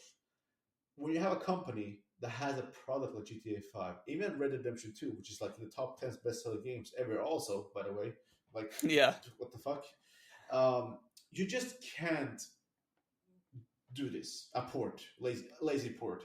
I'm not saying yes. I'm sure because they're taking someone else and paying them to do that, like an outsourced resource. Why would you do this to a game that's a masterpiece in my mind? yeah. That's one of my favorite games from that generation. Like, why? Not even 60 frames. At the very least, put 60 frames in there. And you can see it's possible on PC with the things that people have done, because people have emulation of the 360 right now. It's So it is yeah, possible. That's what I think is the worst part. You see, it's possible. It's like Bloodborne, 360 frames. yeah. Today, someone like factually has done on PS5. It's very easy too. They said. I'm like, it is there. Some guy from Australia did it. Why can't you do it? Same thing with Red Dead Redemption 2. I think it was some. I forgot who it was. Digital Foundry probably. They tweeted out a video that it's possible 60 frames. They just don't want to do it, and that tells me that they don't care. They just want quick money, quick easy buck. They truly don't care about anything probably right now outside of GTA 6 being the biggest game of all time. That's the only thing they want. Everything else is just port over, whatever. Yeah, it's so unfortunate because different developer, but under the same 2K Take Two umbrella, Hangar 13, who made the Mafia Definitive Edition. Now that's how you remake a classic game. Like It wasn't very good. exactly. I think it's like probably one of the most underrated remakes ever because they really did their work.